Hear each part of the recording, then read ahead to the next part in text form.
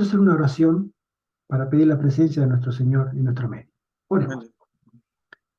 Padre nuestro que estás en el cielo, en el nombre de Jesús, Señor, invocamos esta plegaria para reclamar una promesa que tú has hecho, Señor, para que en tu nombre podamos reunirnos y esperar la presencia del Espíritu Santo, Señor, y tuya también, en nuestro medio. Que tus santos ángeles nos puedan rodear con su luz, su pureza, su santidad, y nosotros podamos unirnos como humanos que somos para alabarte, Señor, en tu santo día. Amén. Amén. Que nos des sabiduría, nos des fortaleza en esta lucha que nos queda todavía en este mundo. Te lo rogamos en nombre de Jesús. Amén. Amén. Amén, Señor. Amén. Bueno, otra vez feliz sábado. A mí me gusta repetir mucho feliz sábado porque es un día del Señor. Feliz sábado, hermano. Saludar a todos en el día del Señor. Hoy tenemos una lectura de Efesios capítulo 1, versículo 15 al 23, que la voy a leer. Y después la vamos a ir desarrollando. Que dice así: por esta causa también yo, habiendo oído de vuestra fe en el Señor Jesús, dice Pablo a la iglesia de Éfeso, y de vuestro amor para con todos los santos, no ceso de dar gracias por vosotros, haciendo memoria de vosotros en mis oraciones, para que el día de nuestro Señor Jesucristo, el Padre de gloria, os dé espíritu de sabiduría y de revelación en el conocimiento de Él, alumbrando los ojos de vuestro entendimiento, para que sepáis cuál es la esperanza a que Él os ha llamado y cuáles las riquezas de la gloria de su herencia en los santos, y cuál la supereminente grandeza de su poder para con nosotros los que creemos, según la operación del poder de su fuerza, la cual operó en Cristo, resucitándole de los muertos y sentándole a su diestra en los lugares celestiales, sobre todo principado y autoridad y poder y señorío, y sobre todo nombre que se nombra, no solo en este mundo, sino también en el venidero. Y sometió todas las cosas bajo sus pies, y lo dio por cabeza sobre todas las cosas a la iglesia, la cual es su cuerpo, la plenitud de aquel que todo lo llena en todo. Amén. Amén. Hay en el sábado una analogía sobre lo que los hombres siempre buscan. Se da una analogía de un fabricante de automóviles que menciona acá, hizo un motor de más de 5.000 caballos de fuerzas, otro fabricante hizo otro motor de camión de más de 36.000 caballos de fuerza, etc. Pero dice en contraste, Pablo ora para que los creyentes en Éfeso, bajo la tentación de admirar los diversos poderes y deidades de su cultura, experimenten mediante el Espíritu Santo la inmensidad del poder que Dios pone a su disposición en Cristo.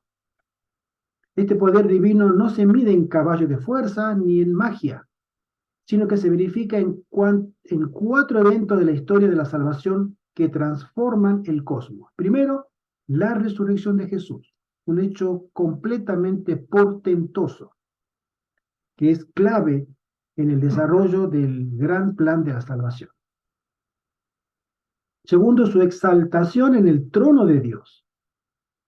Tercero, todas las cosas están subordinadas a Cristo.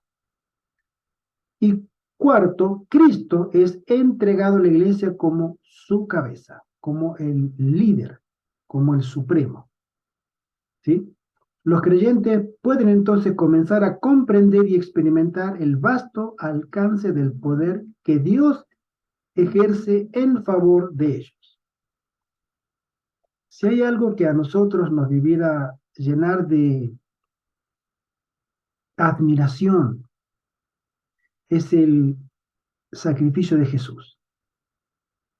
Nuestro Dios, nuestro Creador, decidió tomar una naturaleza que no le pertenecía para peor, en el peor de sus degradación.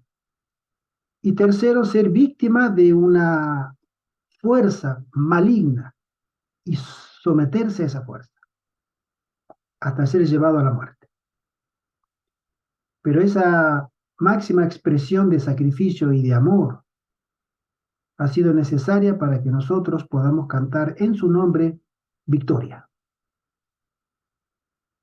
Y esa es una de las grandes revelaciones del poder y del amor que Dios tiene para con la raza humana.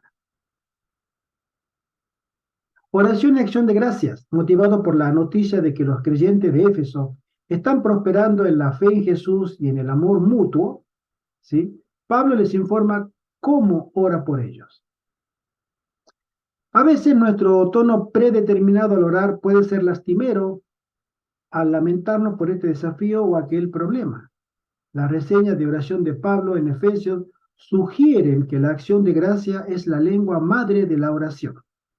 Casualmente anoche estuvimos recibiendo el sábado con el hermano José Antonio y hablamos puntualmente de este tema, sobre personalmente le comenté a él, mira hermano, yo cuando estoy orando no tengo, una vez escuché un sermón hace muchos años escuché un sermón que me ha grabado hasta el día de hoy. El pastor decía, esto fue en Argentina hace muchos, por lo menos 30 años, decía, nosotros estamos acostumbrados siempre a pedir y pedir y pedir y pedir en la oración. Pedimos por mi sobrino, por mi marido, por mi esposa, por mis hijos, por mi trabajo, por mi salud. Y a veces delante de Dios no somos más que una manga de pedigüeños. Y eso es triste, porque Dios en Cristo ya nos dio todo. Todo lo que necesitamos en Cristo ya fue dado. Y eso se me grabó en la mente hasta el día de hoy. Y le decía a él, normalmente cuando me llegan esos avisos, lo tomo con cuidado lo que voy a decir, ¿no? Oremos por mi sobrinito que está internado. Es cierto, hay que orar, ¿no? Pero qué pronto nos olvidamos nosotros de dar gracias. Qué poco somos los que tenemos espíritu de gratitud. Y si todo ya fue dado en Cristo, nuestro motivo de oración debería ser la gratitud. Señor, gracias. Gracias. Gracias por todo, por tu cuidado, porque nos provees, nos, nos mantienes en la fe, en tu poder. Y eso es lo que está diciendo acá. La reseña de oración de Pablo en Efesios sugieren que la acción de gracias es la lengua madre de la oración. Hermano Arturo. Que me parece muy apropiado lo que estás diciendo. ¿Me escuchan? Sí, sí, perfectamente. Que muchas veces ahora ya no tanto, ¿no? Porque creo que el Espíritu del Señor nos ha tocado y nos ha mostrado, ¿no? Que, que nuestro Padre siempre, siempre está esperando por nosotros, ¿no? Él está deseando más que nosotros de que vengamos a su presencia, de que tengamos un encuentro con Él y que tengamos un encuentro con Él más natural. ¿Ya? Imaginemos que nosotros nos presentamos ante la presencia del Señor y lo primero que vamos a hacer, si estamos físicamente delante de Él, no es pedirle, ¿no? Sino eh, darle, pues ofrecerle toda nuestra gratitud porque nos recibe, porque está esperando por nosotros, porque dio su precioso don, el don más precioso que tenía, que era el de su Hijo, y que gracias a Él es que podemos estar ante su presencia, que podemos tener esa comunión con Él, que Él está consciente de cuáles son nuestras necesidades. En fin, es agradecerle por todo y mostrarle nuestra adoración, nuestra gratitud. Y luego a continuación ya decirle, mira, Padre, tú sabes, sabes que hay esta situación.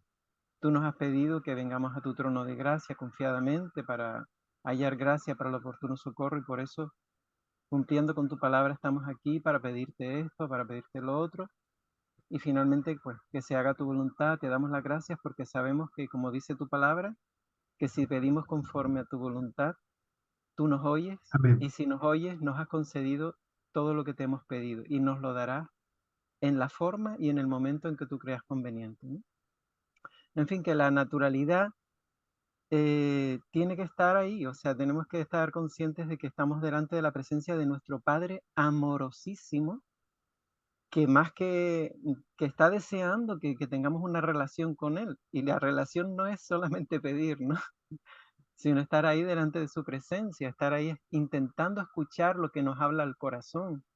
Porque muchas veces vamos a pedirle y Él nos quiere decir, mira, hijo, espera un momento, ¿no? ¿Verdad? Si no corremos en la oración, si no nos empecinamos en esa actitud, entonces Él nos habla y nos dice, sí, pues esto, pues lo otro, nos habla al corazón y nos trae pasajes de las Escrituras, como dice el Señor, ¿no? Que el Espíritu Santo nos traería a la conciencia, al corazón, lo que Él ya nos habló y nos llevaría a toda la verdad, ¿no? Y me parece eso algo súper importante porque cuando estemos en el cielo, o sea, aquí en la tierra tenemos que aprender a relacionarnos ya con nuestro Dios de una forma natural, algo que tiene que necesitamos respirar ese amor, esa gratitud, esa naturalidad en nuestra relación con nuestro Padre, ¿no? Y la gratitud es fundamental porque Sí, cuando tú agradeces, entonces estás reconociendo la infinidad de bendiciones que Dios está derramando, que no las podemos contar. Es infinidad de bendiciones. Y empiezas a agradecer, empiezas a ver, es como si se te abre el entendimiento y empiezas a ver, ay, pues sí, Señor, pues mira esto, pues mira lo otro, ¿no? Dios te abre el entendimiento y te muestra cómo te rodea de bendiciones y cómo Él está al control de todo.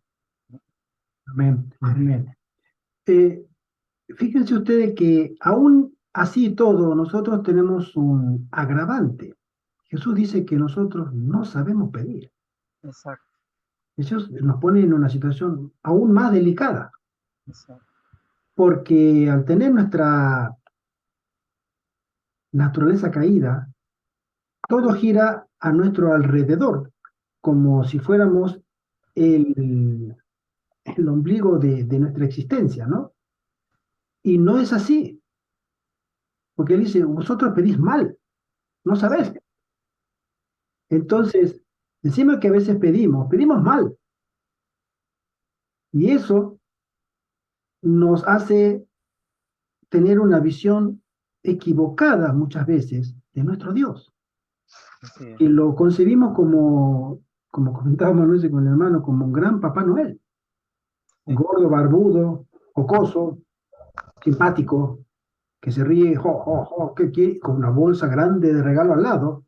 A ver, ¿qué quieres tú? ¿Qué quieres tú? Yo te traje este regalo. Mis queridos hermanos, Dios no es eso. Personalmente, mi experiencia cristiana y como adventista, como cristiano, a veces me da miedo acercarme a Dios a pedirle algo. Y Él ya sabe lo que yo tengo en mi corazón. así es. Solamente le doy gracias, que me mantiene en su gracia, en su poder, Amén. en la fe. Y que con mucho temor trato de no pedir, excepto lo que considero que sea para la obra del Señor y que siempre, siempre, siempre, otra vez, sea su voluntad. Amén. Porque partiendo de que no sé pedir, prefiero que Él decida. No que a mí me gustaría recibir esto, quisiera, no, no, que sea su voluntad. Así es. Y Y ese hay fue una cosa, sí, sí, hermano. perdona, hermano, termina que. Y ese es un principio del que Pablo menciona. Cuando él ora, él pone a Cristo como centro de la atención de la iglesia de Éfeso, Así en es. todos los aspectos, ¿no? Que él resucitó, Él fue entronizado, Él fue puesto a cabeza de la iglesia. O sea, no se miren a ustedes mismos, ¿no? Así es. Y piensen que Cristo tiene todo el poder, ¿no? Y eso es en la fase final del conflicto, eso es para mí fundamental tenerlo en cuenta. No perder de vista que Cristo o nuestro gran Dios está al control, Así es. está al control. Hermano, Sí, lo que quería comentar que un día me encontré, ese versículo que tú dices, em, es importante tenerlo en cuenta, ¿no? Y, y yo creo que David, eh, que sabía lo que representaba acercarse al Señor y comenzar a pedirle, eh, tenía en cuenta esto, ¿no? Este problema que tenemos, ¿no? De nuestra corta visión, ¿no? Y él oraba así, él decía, que la meditación de mi corazón y las palabras de mi boca sean agradables y aceptables para ti.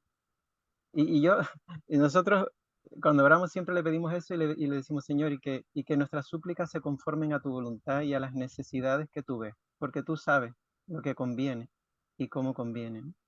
Y cuando hacemos eso, bueno, después de estar orando eso, pidiéndole eso al Señor siempre, ¿no? En oración, hemos notado como que el Señor nos recuerda, mientras estamos orando, nos recuerda su palabra, nos trae textos de su palabra a la conciencia. Y entonces es como una especie de conversación, ¿no? O sea, estamos orando y al mismo tiempo Dios está hablando, ¿no? Porque estamos pronunciando un está escrito, ¿no? Y hay una conversación en medio de la oración. Y por eso es muy, muy importante tener en cuenta eso, que nosotros, si no es, dice Dios, dice el Señor que no podemos hacer nada. Sin Él no, es imposible. Ni siquiera podemos orar, ni pensar, ni entender. Pero si nos acercamos humildemente al Señor, teniendo en cuenta esto que Él nos ha mostrado sobre nuestra condición en la oración, pues todo es más natural. La conversación, la oración ya no es un monólogo, sino que es una conversación con Dios. exacto, Y uno escucha más a Dios que lo que uno habla, ¿no? así es. Mm. Fíjense ustedes que Pablo dijo, no ceso de dar gracias por ustedes, recordándolos en mis oraciones. Es 1:16 de Efesios. ¿Qué significa literalmente oren sin cesar, como está en Tesalonicenses, ¿no? No puede significar que siempre estemos arrodillados delante de Dios en oración. Eso es obvio, porque seremos peor que los fariseos, ¿no? Mm. Significa que al ser bendecido por el Espíritu de Dios, avanzamos por la vida con el corazón abierto a la presencia y el poder de Dios. Con demasiada frecuencia vemos la oración como una sutileza, un complemento del discipulado para valernos de él cuando sea conveniente. Pablo ilustra un concepto diferente. Pablo se toma en serio la tarea de orar por los creyentes de Éfeso y lo hace dando gracias por ellos, intercediendo por ellos. Para el apóstol, la oración es una tarea fundamental e incluso la tarea primordial de la fe cristiana. Si hay algo en lo que nosotros debemos concentrarnos es en esto, porque la tarea esencial es la comunión que el cristiano tiene con Dios. Y la única manera de tener la comunión es la oración y el estudio de la palabra. Amén. Es la, como tú hermano lo dijiste Arturo, es la conversación. Es decir, Mm. yo le hablo a Dios a través de la oración y Él me contesta a través de su palabra. Y el diálogo continúa y la confianza crece y el vínculo se acrecienta y la experiencia madura. Cuando ustedes se imaginan lo que tenemos pareja, por ejemplo, Arturo y Pilar, ustedes viven juntos, pero nunca se hablan. No se hablan. Pasan al lado, están en la cocina, están en el patio, y no. no hay comunión, o sea, no hay comunicación. ¿Cuánto dura eso? No. Pasan los años y pasan hasta que se dice, no, esto no es normal. Entonces, ¿cómo podemos concebir una relación normal con Dios si no tenemos el tipo de diálogo de hablar y escuchar? Hablar por medio de la oración y escuchar a través de su palabra. Cuando Dios nos habla y Él nos da la respuesta, nos da los consejos, nos da las amonestaciones, nos da la sabiduría a través de la lectura de la palabra de Dios. Estos versículos brindan un llamado conmovedor a la oración, una invitación a considerar nuestro propio ministerio de oración teniendo en cuenta la vocación de Pablo de orar. Lune dice experimentar la percepción del Espíritu Santo. Ese es un tema muy, muy lindo, muy delicado también. Experimentar la percepción del Espíritu Santo. No ceso de dar gracias por ustedes, recordándolos en mis oraciones, dice Pablo. Y pido que el Dios de nuestro Señor Jesucristo, el Padre de gloria, les dé espíritu de sabiduría y de revelación para que los conozcamos mejor. Si hay algo que el Espíritu va a hacer es llevarnos a Cristo. Esa es la función del Espíritu, es su representante. Pero también nos va a hacer conocer la voluntad del Eterno. Al reseñar sus oraciones, Pablo registra una petición central que presenta ante el trono de Dios. Ella ha constatado que el Espíritu Santo ha llegado a la vida de los creyentes al momento de su conversión. Ahora Pablo ora por una nueva bendición del Espíritu para que les dé la necesaria percepción espiritual en pro de una comprensión más profunda de Jesús.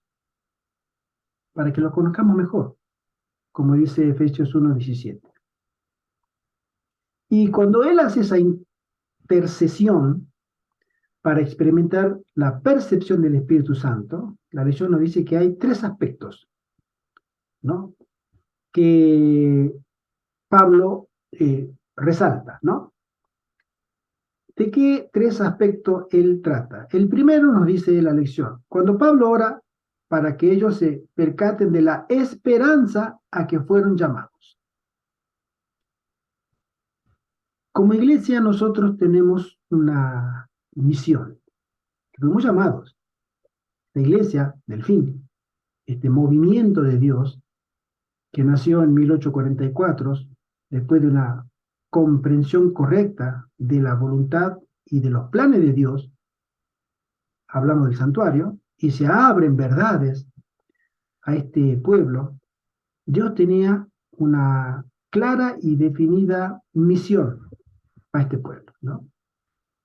O sea, Él nos dice, ustedes fueron llamados para esto, ¿no?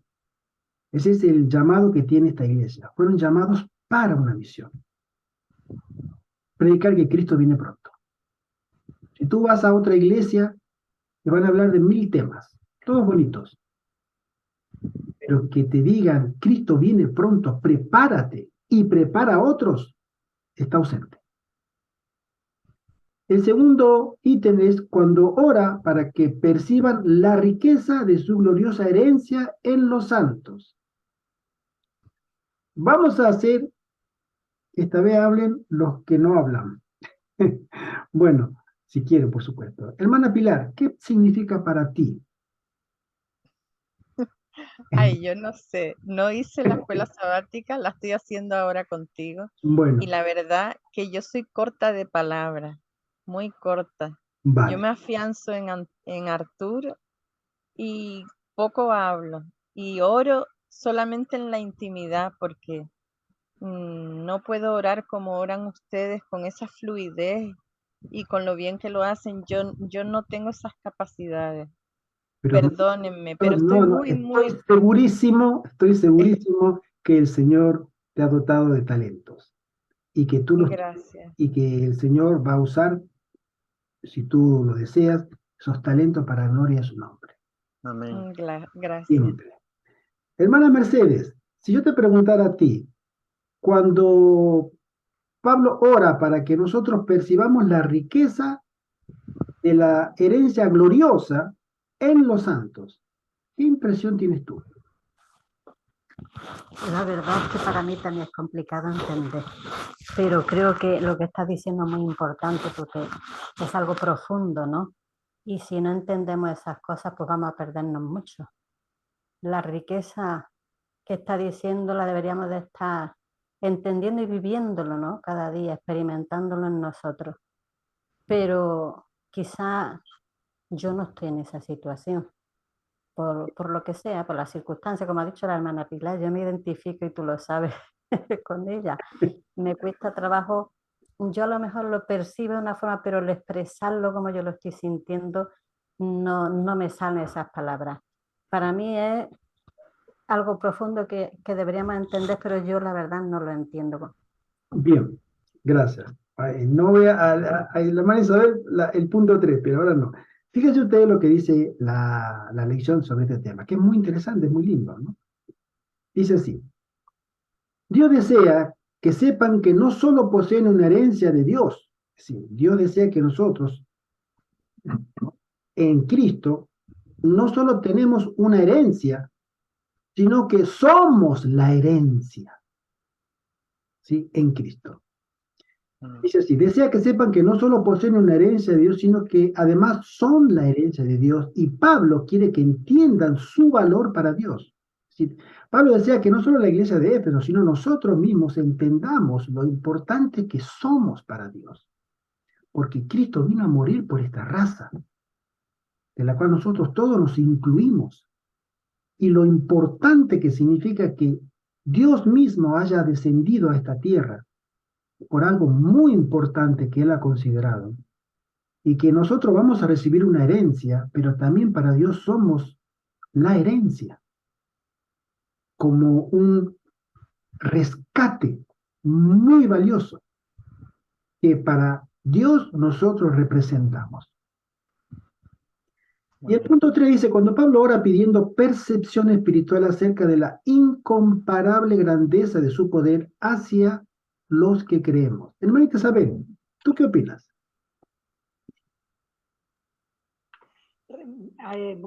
Feliz sábado, prima de tu, antes Claro. de todo. Yo estoy segura, yo no la he escuchado nunca a la hermanita Pilar cantar, pero me han dicho que canta muy hermoso. Y eso ya es un gran don. Y eso debería deleitarnos cada sábado, así como honrar a Jesús. Amén. Referente a la demanda, a la pregunta. Uh-huh. Pablo, ¿cómo era antes? Cuando era Saulo. Era un joven, era muy intrépido, era muy sagaz, era un chico que tenía todas esas cualidades de ser un campeón, porque habían puesto los ojos en él para que más tarde formase parte de la directiva de los fariseos, de los saduceos. Pero cuando él se convirtió a Cristo, toda esa maravilla, todo ese amor que sentía por ese Dios que lo llamó, puso todas sus fuerzas para poder cumplir esa misión. Y entonces, ese ejemplo, yo lo considero así, ese ejemplo está en nosotros, dentro de nosotros. No que tenemos que esperar expectativas enormes o manifestaciones gigantescas, no. Pablo era ese joven que puso todo por amor a esa causa. Si nosotros pusiéramos todo, y yo aquí caigo, por eso lo digo, adelante Dios sabe, pero si nosotros hiciéramos, cada uno de nosotros fuéramos un Pablo, este mundo ya sería, en el año 1888 ya tenía que haber sido cumplido en la proclamación del mensaje a todo el mundo. Así es. Considero así. Así es. Mira, voy a tocar un tema muy relacionado a lo que tú dijiste, hermanita Isabel. No sé si a ustedes les ha pasado, yo considero que sí, pero no sé si lo habrán percibido o notado. En el mundo hay personas que tienen mucho talento. Hay personas que no conocen a Cristo, pero que son talentosas. A veces me he preguntado, qué lindo sería que esta persona conociera la verdad y esa fuerza, ese ímpetu, esa identificación con su causa, la volcara al Evangelio. Voy a dar un ejemplo, o dos. Nosotros conocemos, o quizás hayamos oído nombrar de un periodista, teólogo, escritor, que se llama César Vidal. Ustedes escuchan a ese hombre, y ese hombre no tiene desperdicio cuando habla. Es un hombre que te abre la mente, te abre el entendimiento sobre cuestiones políticas, geoeconómicas, religiosas. Es un casi todólogo, domina muchos temas. Y de por sí es un hombre muy capaz. Tiene una fuerza en sus palabras que a mí me da gusto escucharlo. Y a veces me pregunto, digo, si este hombre trabajara para predicar el Evangelio eterno, el mensaje de los tres ángeles, ¿qué fuerza tendría la, la iglesia? Otro escritor, periodista, conferenciante, se llama Agustín Laje. No sé si lo habrán escuchado nombrar. Es un muchacho argentino que está muy, muy a favor de la familia, en contra de la agenda LGBT, los abortistas y todo lo demás. Muy en contra. Y denuncia. Lo hace del plano político, del plano social y del plano, llamémosle, de la Agenda 2030, que está completamente en contra. Pero no es cristiano, no es adventista. Él dijo, sí, yo soy cristiano porque nací en un país cristiano, pero no soy practicante. Pero tú escuchas sus ponencias, tiene muchos videos en YouTube, y defiende a la familia, defiende a los valores cristianos, valores bíblicos, como ningún pastor lo hace. Ninguno, ninguno, de ninguna denominación. Tú lo escuchas hablar y su compañero también, Nicolás Márquez, es otro abogado también en la misma línea de él, y son personas que tú las escuchas y yo aprendo mucho, y no son adventistas. Pero si esta gente llegara a conocer el Evangelio, ¿cuánta fuerza tendría? Por eso creo que para el tiempo del fin, Dios levantará a los obreros de la hora undécima. Y esos obreros de la hora undécima serán de ese calibre. Que viendo, la hermana Juan menciona, viendo que los cristianos tenían razón y tienen razón, ellos rompen el lazo con todo. Familia, creencias, intereses económicos, laborales, rompen con todo y se vuelcan a la causa de Dios. Y vienen a reemplazar a los que apostataron dentro de la iglesia. La hermana menciona que en ese momento va a haber mucho cambio de equipo. Uno se va a ir para un lado y los otros se van a venir para acá, y la iglesia va a salir muy fortalecida de esas situaciones que se vienen, ¿no? Y esto es lo que acabamos de mencionar, ¿no? Que vamos a entender la incomparable grandeza del poder de Dios hacia los que creemos. Es decir, Dios tiene tanto poder que nosotros no tenemos idea del poder que Dios puede desplegar en su iglesia, para su iglesia y para gloria de su nombre. Amén. ¿Sí? Y como resumen, dice, en todas estas oraciones, Pablo anhela que esta gente experimente personalmente lo que se le ha dado en Jesús. Es decir, experimentar personalmente es una experiencia privada. Yo no la voy a conseguir en la iglesia. Es más, no la voy a conseguir ni siquiera en mi casa, con mi esposo, mi esposa o mis hijos, no. La voy a conseguir.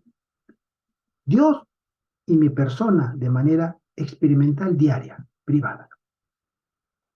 Y a eso Pablo le dice, ustedes tienen que darse cuenta que de una experiencia personal es fundamental.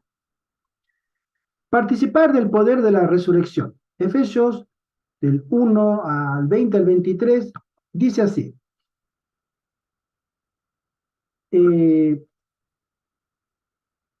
La cual operó en Cristo, resucitándole de los muertos y sentándole a su diestra en los lugares celestiales, sobre todo principado y autoridad y poder y señorío, y sobre todo nombre que se nombra no solo en este mundo, sino también en el venidero. Y sometió todas las cosas bajo sus pies, y lo dio por cabeza sobre todas las cosas a la iglesia, la cual es su cuerpo, la plenitud de aquel que todo lo llena en todo. Pablo amplía la tercera temática de conocimiento que espera que el Espíritu Santo infunda en los creyentes, la inmensidad del poder de Dios que Él ejerce en favor de ellos. Comienza señalando dos eventos de la historia de la salvación como las principales ilustraciones del poder de Dios: la resurrección de Jesús de entre los muertos y la exaltación de Jesús al trono cósmico. Es decir, Jesús, los dos eventos lo podemos resumir como la máxima expresión de la humillación de Jesús, que vino a ser lo peor de lo peor de lo peor para un ser divino. Y el segundo evento es la mayor exaltación que puede tener el Hijo de parte del Padre, que la lección menciona que el Padre lo abraza y ordena a los ángeles, adoren todos los ángeles de Dios, porque Él es digno, porque su sacrificio abrió las puertas para que una raza completamente perdida sea recuperada y que el enemigo sea puesto en su lugar, sea descarado, sea descubierto, y que el nombre de Dios sea completamente vindicado. Todo en un solo acto. Y Pablo lo menciona. La resurrección de Jesús es una creencia innegociable de la fe cristiana. Todos sabemos que la única fe religiosa del mundo que sostiene este principio, este paradigma de creencia, es la fe cristiana. Buda, los budistas, los taoístas, los musulmanes con Mahoma, ellos creen, oran y sostienen todas las creencias de un ser que está en la tumba. Entre todas las religiones básicas y principales, la más grande, ¿no?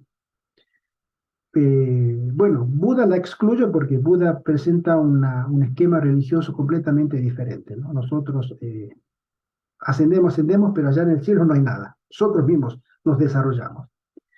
Pero Cristo, con la religión cristiana, presenta a un ser resucitado. Nosotros no tenemos ninguna Meca que visitar, ¿sí? No tenemos ningún tercer templo que esperar, ni ninguna otra creencia de ninguna naturaleza. Cristo ha resucitado y Él está en el cielo. Está teniendo la facultad de juzgar, de interceder, hasta que venga el tiempo justo de Dios y comience realmente otra vez el juicio de Dios a las naciones. La imagen de que Dios lo sentó a Cristo a su diestra proviene del Salmo 110:1, ¿sí? Es una imagen muy citada en la Biblia, ¿sí? Los creyentes están sentados en el cielo con Cristo Jesús, Efesios 2:6. Además, Pablo se refiere a la ascensión de Cristo como un preludio. Cristo llenará todas las cosas y le dará dones a la iglesia. Pablo presenta la exaltación, coronación de Cristo, no simplemente como una ilustración del poder divino ofrecido a los creyentes, sino como la fuente de ese poder. Antes de este hecho, del evento de la encarnación de Jesús, Satanás tenía muchas prerrogativas, y tenía muchas prerrogativas hasta en el cielo. Había ángeles que todavía tenían cierta simpatía hacia los argumentos de él. La hermana Juárez lo comenta. Y ellos no terminaban de entender. Entonces ellos estaban expectantes y no sabían. Ellos no tienen la presciencia, nosotros no la tenemos, solamente Dios la tiene. Y ellos estaban siguiendo los eventos exactamente como los seguimos nosotros, y ellos siguen los eventos exactamente como los seguimos nosotros. Están en la línea del desarrollo de los eventos. Y ellos no entendían. Pero cuando Cristo vino a esta tierra y murió como un cordero que fue inmolado, entonces Satanás dejó de tener esas prerrogativas de llegar al cielo, de tratar de hablar y convencer a los ángeles de que él todavía tenía razón, de que había algo que no habían ellos entendido y que lo iban a entender después, pero cuando vieron quién era realmente el asesino y el que mata, que era Satanás y no Dios, a ellos, como quien dice, como dicen los mexicanos, les cayó el 20, se dieron recién cuenta de la naturaleza del corazón de Satanás. Entonces a él se le cerró para siempre la entrada y el acceso, la comunicación con los ángeles, ¿sí? Del tipo que tenía antes. Pero nosotros todavía no entendemos. Y los ángeles entendieron, nosotros todavía no entendemos. Nosotros llegaremos a entender la naturaleza como la entienden los ángeles cuando ese grupo de 144.000 haya sido victorioso sobre el dragón, la bestia y el falso profeta. Porque habremos entendido en carne propia lo que es la naturaleza del mensaje, del contenido de lo que tiene Satanás en su corazón. Por eso a nosotros todavía nos falta comprender cosas. No tenemos todas las respuestas y no tenemos que tenerlas. El plan de Dios y su soberanía lo ha designado así. Pero el poder divino ofrecido a los creyentes, ¿sí?, es una manera de poder sostener a su iglesia a través de este gran conflicto que estamos y que se empeorará en muy poco tiempo. Cristo sobre todos los poderes nos dice la lección. Hechos 19, 11 al 20, con su historia de los 7 hijos de Seba, ilustra que Éfeso, en la época de Pablo, era un centro de artes mágicas. La característica primordial de la práctica de la magia en todo el mundo helénico era el reconocimiento de un mundo espiritual que ejercía influencia sobre prácticamente todos los aspectos de la vida. El objetivo del mago era discernir entre los espíritus útiles y los dañinos y aprender las distintas operaciones sobre las fuerzas y las autoridades relativas de los espíritus, etc. Si nosotros traspolamos este hecho histórico al siglo XXI, ¿se repite la historia? ¿Ustedes qué opinan? Yo creo que sí, personalmente. En el griego, hechicería era farmacaia, ¿no? La palabra que estaba muy relacionada al conocimiento de las artes de sanación, las artes curativas, que dominaban la cultura y el conocimiento. Es decir, aquel que tenía poder sobre estas artes tenía poder sobre la sociedad. Y la sociedad lo reverenciaba o lo veneraba como una persona muy importante y de poder social. Y si esta persona estaba involucrada también en el aspecto religioso, era doblemente el poder, porque era un interlocutor de Dios y los hombres, que se manifestaba a través de sus poderes. Hoy tenemos una casta política, millonaria, perversa, que está ejerciendo los mismos poderes. El arte de sanarnos, el arte de curarnos, el arte de preservarnos, por medio de sus encantamientos, no de manera supersticiosa, sino científica, pero completamente desconectada del principio científico y real. Hablamos de esta nueva, por ejemplo, ¿no?, No lo voy a decir porque porque tengo que editarlo después. Pero ustedes se acuerdan, ¿no? De la cuestión esta de la pandemia. ¿Quién dominó el mundo? Y ahora lo que se viene también, porque ahora el escenario está preparado para que no hayan dos, tres voces, haya una sola voz. Ya está todo cocinado el tema ese, ¿no? Ellos nos van a dar exactamente las mismas soluciones que esta gente, ¿sí? Los hijos de Seba, por ejemplo, que ellos eran especialistas en dominar a las personas, la voluntad de las personas por medio de fórmulas. Bueno, esta gente viene exactamente lo mismo, con ese poder de decir nosotros tenemos ahora la solución al problema que se ha presentado. Y van a ganar un reconocimiento extraordinariamente grande que con esta pandemia pasada no lo consiguieron como ellos quisieron, pero lo van a conseguir. La Biblia menciona que lo van a conseguir. Por eso no es tan diferente el escenario pasado con el presente si uno lo mira muy agudamente. Hay un grupo de personas, llamémosle los 7 hijos de Seba siglo XXI, ese grupo que también trata de querer dominarnos por medio de la farmacaya, ¿no? Por medio de la hechicería, pero una hechicería científica, entre comillas, porque tampoco se atiene a los términos científicos. Y no puede, porque es pura mentira, ¿no? Solo para asegurarse de que su audiencia entendiera que no hay poder fuera de la soberanía de Jesús, agrega una alusión a la práctica de reunir los nombres de las deidades en hechizos, y sobre todo nombre que se nombra. A pesar de la dimensión especial a la temporal, Pablo enfatiza la cronología ilimitada del reinado exaltado de Jesús. Su gobierno por encima de todos los poderes se aplica no solo en este siglo, sino aún en el venidero. Es decir, que la primacía de Jesús está garantizada no solo en este mundo, sino que por la eternidad, porque el mundo venidero no tendrá fin. Nosotros no veremos periodo de caducidad en el mundo eterno. Y Jesús seguirá reinando y Jesús seguirá teniendo la primacía en ese mundo venidero. El jueves nos dice, Jesús todas las cosas hizo iglesia. Observa con atención que luego de haber... Hermano Arturo, te escucho. Sí, una cosa cortita para Sí, no sí. pasarme con el tiempo. Que estas personas,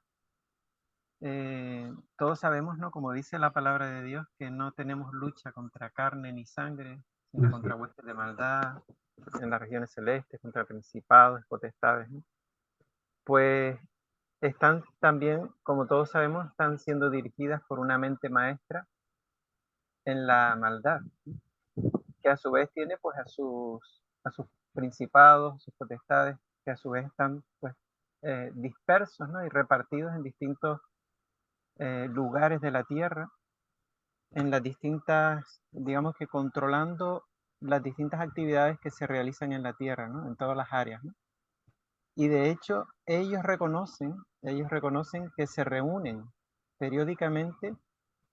No me acuerdo en qué edificio reconocido a nivel mundial, no sé si era en la ONU, no me acuerdo, pero tienen una sala donde se reúnen con estas entidades espirituales, donde se comunican y reciben instrucciones.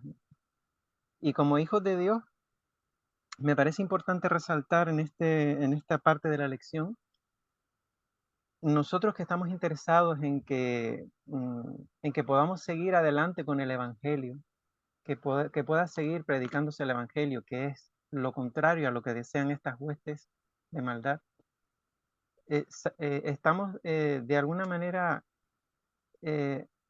con la responsabilidad de apoyándonos en el poder de Dios, interceder para que estas entidades espirituales no tengan toda la libertad que podrían tener si nosotros calláramos, si nosotros no intercediéramos, si no orásemos para un poco de tiempo más, para que el Evangelio pueda seguir corriendo por toda la faz de la tierra, para que pueda seguir siendo predicado, porque en última instancia lo que están pretendiendo es impedir la libertad de expresión, sobre todo, no solamente a todo el que decide de sus ideologías, ¿no? Que están ahí claramente definidas en la Agenda 2030, ¿no? Y en otras agendas que están relacionadas con esta, ¿no? Entonces, nosotros tenemos esa responsabilidad de hacer esa guerra espiritual, ¿no? Desatando también el poder de Dios, en el nombre de Jesús. Que Dios intervenga para que ate de alguna manera, que como dice David, entorpece el consejo del maligno y su obra de maldad, para que el evangelio pueda seguir corriendo en la faz de la tierra, ¿no? Y hay tantas cosas, ¿no?, que están pasando, que si nosotros callamos, si no reclamamos a la intervención de Dios, de sus ángeles, pues van a avanzar más rápidamente y todavía es necesario que el evangelio sea predicado, ¿no? Así es. Entonces, si lo tenemos en cuenta en nuestras oraciones, que nuestra oración llegue como lo más lejos posible para desatar el poder de Dios con la fe en su poder, en que Él nos va a socorrer para que podamos terminar la obra que Él nos ha encomendado, pues las cosas van a ir mejor, ¿no? Tenemos una responsabilidad, tenemos una parte de tomar conciencia de estas necesidades, ¿no? Y de estos problemas que están aconteciendo a nivel espiritual, ¿no? Amén, amén. Dos cositas. El pastor Walter White comenta en uno de sus temas, especialmente el tema de la masonería, que Inglaterra es uno de los principales países promotores de la agenda, ¿sí? Porque allí están los cerebros y el gran poder económico para impulsar esta. Por eso los grandes avances están hechos en países anglosajones. O sea, la prueba la dan entre su propia comunidad, donde no exista una resistencia política, ¿no? Para que tengamos en cuenta. Y él menciona en uno de sus temas que ellos se reúnen, como tú lo dijiste, hermano, en secreto, pero no se van a una logia que está en la avenida tal, en la calle tal, no. En los propios edificios públicos, Parlamento, el Senado o la Cámara de los Comunes, donde ellos tienen sus reuniones. Él menciona que una empleada doméstica, o sea, empleada de limpieza, que obviamente tiene el secreto de guardar todo lo que no puede comentar nada, pero que ha expresado que hay lugares que ni ella misma tiene acceso, ¿no? Que es personal de limpieza, tiene que limpiar todo, pero hay lugares que no tiene acceso. Esos lugares, que son estrictamente herméticos, es donde ellos, sin salir del recinto de reunión político, es donde tienen sus encuentros con las entidades oscuras, o llamémosle sumisas negras. Exactamente pasa lo mismo con el papado en Roma. Tienen sus cámaras secretas donde solamente a la vista de los ángeles uno puede saber qué es lo que pasa ahí, pero humanamente es imposible, no hay forma de acceder. Y eso es real. Por eso las órdenes que ellos van recibiendo de forma periódica es a través de estas reuniones, ¿sí? Sí. Donde nosotros vemos que la agenda avanza, pero la agenda avanza de acuerdo a los planes de la mente maestra, no es de ellos. Sí. Ellos solamente van a recibir las órdenes que le manda estas entidades espirituales y malignas. Y por otro lado, también creemos que nosotros, los hijos de Dios, si hasta hoy no han venido los juicios de Dios, es porque el pueblo no está preparado. Sí. Pero Dios tiene medidas. Dios tiene medidas donde ya colmó la medida y es inevitable el juicio de Dios. Esto lo vemos en muchos aspectos de la Biblia: antediluviano, Sodoma y Gomorra, el pueblo de Israel en la antigüedad, Nínive, el pueblo de Israel en el cautiverio con Babilonia, los muchachos que fueron también llevados cautivos, Sadrach, Mesach, Abednego, Daniel, etcétera, y otras situaciones. Es decir, hay un límite. Sí, Si tú pasas, ya Dios dice hasta aquí. Yo te puedo aguantar muchas cosas y te voy a aguantar muchas más, pero esa no te aguanto. así es. Entonces ahí es donde comienzan a caer.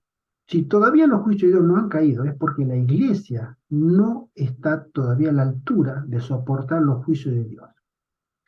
Pero también la iglesia tiene que llegar a una madurez, a un nivel que se sostenga por fe y por experiencia los juicios de Dios. Y esa medida también tiene que llegar. Personalmente creo, y estoy de acuerdo con un pastor que lo predica este tema muy bien, que el pastor Arturo Quintero, que estas medidas van a llegar las dos juntas, en poco tiempo.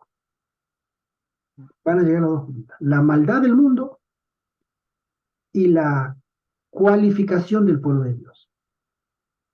Porque Dios no puede mandar un juicio si su pueblo no está preparado. Recordemos la visión que tuvo la hermana Juárez, cuando el Padre manda a los ángeles a que derramen la copa al aire, y Jesús levanta sus brazos y dice: mi sangre, Padre, mi sangre, mi sangre, mi sangre, mi sangre. Sí, Ellos no están preparados. Y el Padre manda a otro ángel a que detenga al primero por pedido explícito de su hijo. Pero esa situación tiene que también llegar a un final. El pueblo de Dios tiene que madurar. Nosotros tenemos como pueblo que madurar para estar en la presencia de un Dios sin intercesor. ¿Qué va a pasar? ¿Qué tiene que pasar para que maduremos y lleguemos a ese estado de poder estar en pie sin intercesor? Tiene que haber un zarandeo tremendo en la iglesia. Tiene que haber un evento, ¿sí? Un evento que nosotros no conocemos. La naturaleza de ese evento no la conocemos, pero que va a afectar al mundo y a la iglesia. Y obviamente tiene que comenzar la persecución, porque la persecución purifica a la iglesia. Y la iglesia hoy, como está, no llega ni a la esquina. Pero la iglesia tiene que recorrer kilómetros y kilómetros de persecución. Y hoy no llega ni a la esquina. Por eso tiene que haber una purificación dentro de la iglesia. Y son varios eventos simultáneos que tienen que suceder para que los juicios de Dios caigan y la iglesia pueda permanecer todavía sin intercesor de pie para poder correr, donde ya tendremos nosotros el cuidado de los ángeles y del Espíritu Santo. Tenga el Señor misericordia de su pueblo. Amén. amén. ¿Qué beneficios ofrece a su iglesia la exaltación de Cristo al trono cósmico y su gobierno sobre todas las cosas en el cielo y en la tierra? Dios ha dado la victoria a Cristo sobre todos los poderes del mal. La iglesia, estrechamente identificada con Cristo, quien le provee todo lo que necesita, tiene garantizada la victoria sobre esos enemigos. El poder de Dios, manifestado en la resurrección de Cristo y en su exaltación sobre todo poder cósmico, se ha activado para la iglesia. Dios dio a la iglesia al Cristo victorioso, y esta iglesia está tan unida a Él que se la llama el cuerpo de Cristo. La hermana Juárez menciona algo con respecto a esto, y ella dice así, en Hechos de los Apóstoles: cuando Cristo entró por los portales celestiales, fue entronizado en medio de la adoración de los ángeles. Tan pronto como esta ceremonia hubo terminado, el Espíritu Santo descendió sobre los discípulos en abundantes raudales, y Cristo de veras fue glorificado con la misma gloria que había tenido con el Padre desde la eternidad. El derramamiento pentecostal era la comunicación del cielo de que el Redentor había iniciado su ministerio celestial. Se había inaugurado el ministerio sacerdotal de Cristo. De acuerdo con su promesa, había enviado al Espíritu Santo del cielo a sus seguidores como prueba de que como sacerdote y rey había recibido toda autoridad en el cielo y en la tierra, y era el ungido sobre su pueblo. Los brazos del Padre rodean a su Hijo y se da la orden: adórenlo todos los ángeles de Dios. Con gozo inefable los principados y las potestades reconocen la supremacía del príncipe de la vida. La hueste angélica se postra delante de él, mientras el alegre clamor llena todos los atrios del cielo. Digno es el Cordero que ha sido inmolado de recibir el poder y la riqueza y la sabiduría y la fortaleza y la honra y la gloria y la bendición. Los cantos de triunfo se mezclan con la música de las arpas angelicales, hasta que el cielo parece rebosar de gozo y alabanza. Hermano, este escenario realmente es precioso. El amor ha vencido, lo perdido ha sido hallado. El cielo repercute con voces que en armoniosos acentos proclaman: al que está sentado en el trono y al Cordero sea la alabanza, la honra, la gloria y el poder por los siglos de los siglos. Amén. Y yo me Amén. uno también a este cántico, porque la verdad que la honra, la gloria, el poder y la bendición sea siempre para nuestro gran Dios y Salvador Jesucristo. Amén. Sí. Y el Señor nos bendiga, Amén. que el Señor nos santifique, que el Amén. Señor nos libre de todo peligro y que nos aparte para su obra magnífica que Él tiene delante de nosotros, Amén. para que Amén. seamos tenidos por dignos del Eterno, de participar de su lado y defender la verdad, aunque nos cueste lo que nos cueste. Nuestro deseo, mi oración y Maranata. Amén. Cristo viene muy pronto. Amén. Y el Señor nos bendiga. Amén. Vamos a hacer una oración Gracias. para despedir. Hermano José Antonio, ¿quieres tener una oración? Con mucho gusto. Oremos. Padre Celestial, precioso capítulo de San Pablo, que podríamos enfocarlo en unas palabras, que nos percatemos, cada uno de nosotros, de la grandeza y gloria que Dios tiene preparada la grandeza y la gloria para cada uno de nosotros. Amén. Esto significa, en los momentos de tribulación, como nuestro hermano Gerardo ha hablado de su hermano que está padeciendo, y cada uno de nosotros cuando tenemos estas dificultades tremendas. Ayer una vecina de aquí ha sido operada de los ojos, un desprendimiento de retina, y en el otro ojo también ve mal. Y yo intenté consolarla. Vamos reunidos allí por la tarde en un grupo de aquí del pueblecito este pequeño. Entonces, en estos momentos que parece que nos estamos hundiendo, percatémonos de la gloria que Dios tiene preparada para cada uno de nosotros. Amén. Sí. Ayúdanos para que nos mantengamos siempre unidos a Jesucristo en todo momento y poder recibir esa infinita gloria que tú nos has preparado a cada uno de nosotros. En el nombre de Jesús se lo pedimos. Amén. Amén. Amén, Padre. Gracias.